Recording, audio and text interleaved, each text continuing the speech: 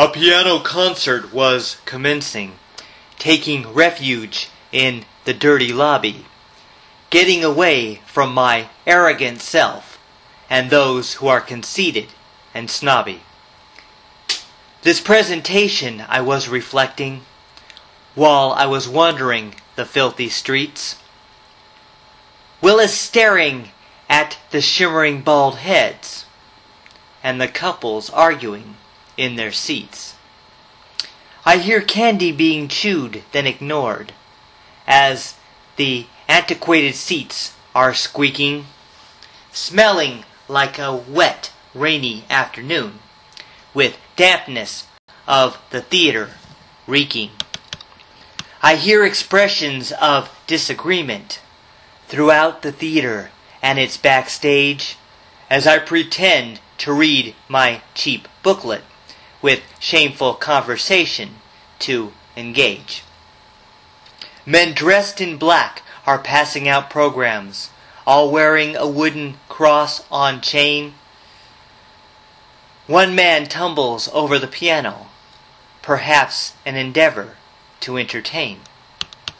A young woman opens up the applause with an uneven sound of flat feeling, awaiting musical composition, with her grumbling impatience reeling.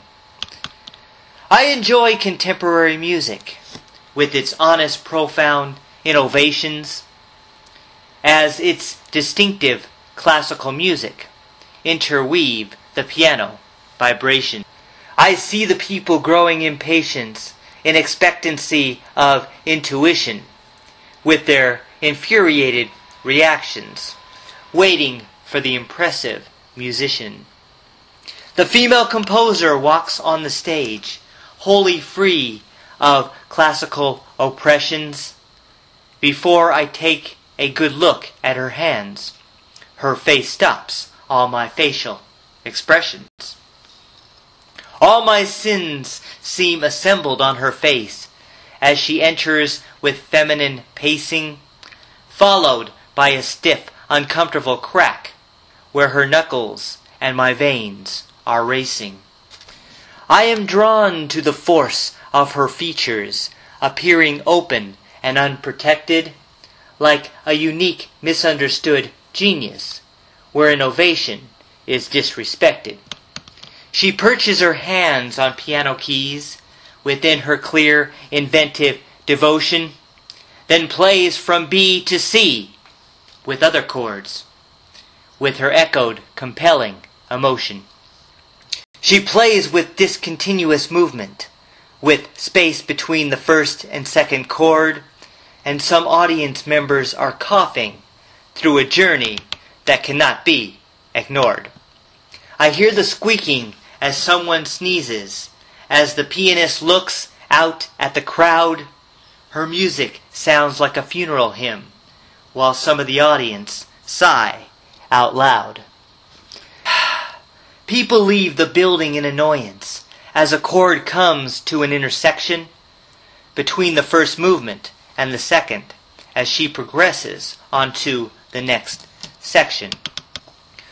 The second movement consists of notes dancing between equivalent measures, coming from extreme keyboard registers for jarring, inharmonious pleasures. She plays the middle using semitones, repeating it through all octaves again, with tricky triplets using all the keys, then quickly changes keys without a refrain. The pianist stops playing and stands up, bowing in air like it is a dispute, as I applaud with vast intensity. Then she sits down in musical pursuit. She plays quarter notes in variations, as the sound of clashing notes is extreme, letting the chords grow with concentration, following her extraordinary theme. She concludes playing with her hands hanging, without the pleasure of a final note, Then she stands up to face the audience, who appear like they want to cut her throat. All the audience rush out except me. As she tallies the house with her blank eyes, then decently bows, seeing only me. Then, with her pride left the stage in surprise. The usher draws the aged dusty curtains, as the pianist must be crushed backstage, when she saw people walking out on her, and still had to continue in her. I am a poor poet who is aware of the lack of understanding by snobs, for deep down she plays and I write for us, as success is not measured by the slobs.